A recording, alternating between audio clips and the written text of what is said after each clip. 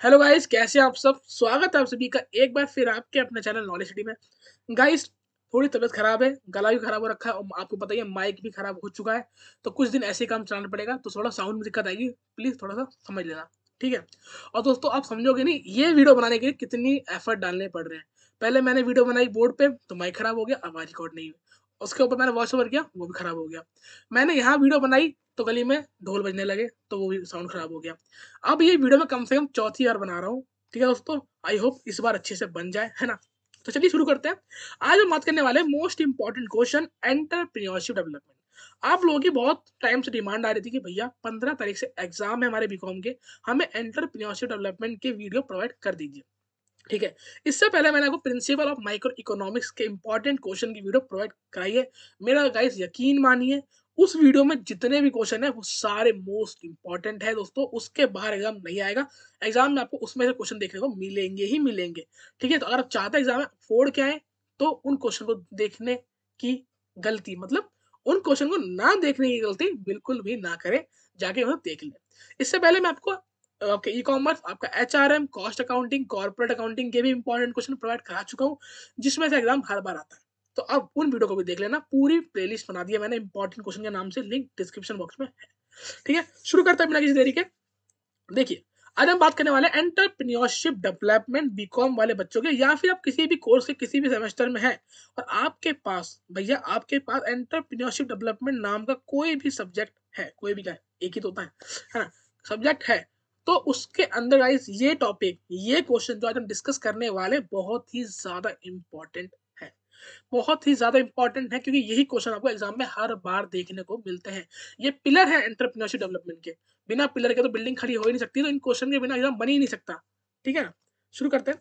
पहला आपका इंट्राप्रेन्योरशिप, अगला टेक्नोप्रेन्योर्स, अगला cultural entrepreneurship, international entrepreneurship, ecopreneurship, social entrepreneurship. अब आप सोच रहे होंगे भैया साथ तो ले लो, ले ली। मैंने ये सारे क्वेश्चन लाइन से क्यों बोले, क्योंकि दोस्तों ये जो 6 क्वेश्चन है शुरू के, इन क्वेश्चनों पे कोई बड़ा क्वेश्चन नहीं आता। अब आप सोचोगे बड़ा क्वेश्चन नहीं आता तो यहाँ डाले क्यों इंपॉर्टेंट में।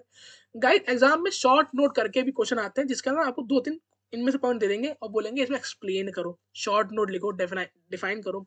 तो तब ये क्वेश्चन आपके लिए बहुत ही इंपॉर्टेंट हो जाते हैं। गाइस, डिफाइन में इंपॉर्टेंट। दूसरा, ये क्वेश्चन इंपॉर्टेंट होते हैं जब आपसे पूछा जाता है डिफरेंस बिटवीन, आपसे डिफरेंस बिटवीन पूछ लेगा इंटरप्रेन्योरशिप और टेक्नोप्रेन्योर्स में, टेक्नोप्रेन्योर्स ऑफ सोशल एंटरप्रेन्योरशिप में, इकोप्रेन्योरशिप और एंटरप्रेन्योरशिप में, इनमें आपस में डिफरेंस पूछ लेता है। ठीक है। तो उस पर्पज से बहुत इंपॉर्टेंट हो गए। दूसरी बात, एंटरप्रेन्योरशिप डेवलपमेंट में डायरेक्ट क्वेश्चन तो आते हैं, लेकिन साथ में केस स्टडी टाइप भी क्वेश्चन आते हैं, कि आपको पूरी कहानी दी जाएगी, उसे अच्छे से पढ़ो समझो, फिर उसके अंदर कौन कौन से पॉइंटों की बात हुई है उन पॉइंटों को लिख के एक्सप्लेन करो। तो यही वो पॉइंट है, अगर आप इन पॉइंटों को अच्छे से पढ़ लोगे तो उस कहानी को समझ के आराम से बता दोगे। ठीक है। शुरू करें। आगे बात करते हैं how globalization impact entrepreneurship. Globalization ने कैसे इम्पैक्ट किया एंटरप्रेन्योरशिप को, बहुत इंपॉर्टेंट क्वेश्चन। फैक्टर कौन कौन से हैं जो प्रोवाइड करते हैं मोटिवेशन एंटरप्रेन्योर को। गाइस, 2 तरह के फैक्टर होते हैं, इंटरनल, एक्सटर्नल। ठीक है, पढ़ लेना अच्छे से। एंटरप्रेन्योरियल स्किल, एंटरप्रेन्योरियल कॉम्पिटेंसीज और एंटरप्रेन्योरियल रिस्क, तीनों बहुत इंपॉर्टेंट, डिफरेंस भी पूछ सकता है। फैमिली बिजनेस क्या होता है, इस बारे में भी आपकी बुक में केस स्टडी दे रखी होगी, है ना। अलग अलग बड़े बड़े बिजनेस टाइकून के लाइफ के ऊपर। 5 रिवॉर्ड ऑफ एंटरप्रेन्योरशिप, एंटरप्रेन्योर को कौन कौन से 5 रिवॉर्ड मिलते हैं।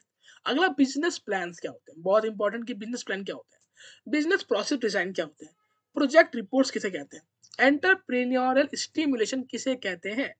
बिजनेस इंक्यूबेटर, एंजल इन्वेस्टर और वेंचर कैपिटल, अगेन बहुत इंपॉर्टेंट, डिफाइन आ ही जाती है इन तीनों के ऊपर, कि बिजनेस इंक्यूबेटर बताओ, एंजल इन्वेस्टर बताओ, वेंचर कैपिटल बताओ। अगला, प्राइवेट इक्विटी फंड क्या होता है, मोबिलाइजेशन क्या होता है, स्टार्टअप प्रॉब्लम्स कौन कौन सी होती है, बूटस्ट्रैपिंग वर्ड शायद आपने ना सुना हो। ठीक है, ये बहुत इंपॉर्टेंट वर्ड है, बूटस्ट्रैपिंग किसे कहते हैं, क्या होता है, इसको अच्छे से पढ़ लेना। क्राउड फंडिंग क्या होता है। ठीक है, प्रोजेक्ट अप्रेजल किसे कहते हैं, प्रोटोटाइप मॉडल्स कौन कौन से होते हैं, प्रोटोटाइप सेंटर कौन कौन से होते हैं, long term source of finance कौन कौन से होते हैं, significance of human resource, human resource की महत्व क्या है। ठीक है। अगला, ह्यूमन रिसोर्स प्लानिंग क्या होती है, और कैश मैनेजमेंट या फिर कॉस्ट एस्टिमेशन, दोनों अलग अलग क्वेश्चन है, क्या होते हैं। तो गाइस, कुल मिला के 32 क्वेश्चन।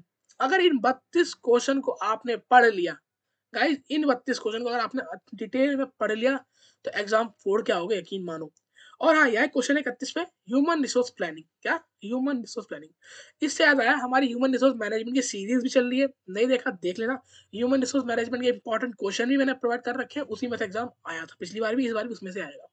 क्योंकि मैंने बताया कि हम उन क्वेश्चनों की बात करते हैं, पिलर होते हैं। क्या? पिलर। बिना पिलर की बिल्डिंग तो बन ही नहीं सकती, तो उन क्वेश्चनों का एग्जाम में आना अनिवार्य है। अगली बात है गाइस, बात करें तो ये क्वेश्चन कोई मेरे बनाए हुए नहीं है कि आप सोचे मैं जो बनाता हूँ वही आता है, नहीं। ये क्वेश्चन वो है जो प्रीवियस के 10-12 साल में कंटिन्यूअसली रिपीट हो रहे हैं, बार बार आते हैं। और जो क्वेश्चन बार बार आता है वही क्वेश्चन इंपॉर्टेंट बन जाता है, उसको छोड़ने की गलती नहीं कर सकते। ठीक है, तो आई होप आप इन सारे 32 क्वेश्चन को अच्छे से पढ़ेंगे, समझेंगे, ठीक है, और फिर एग्जाम देने जाएंगे।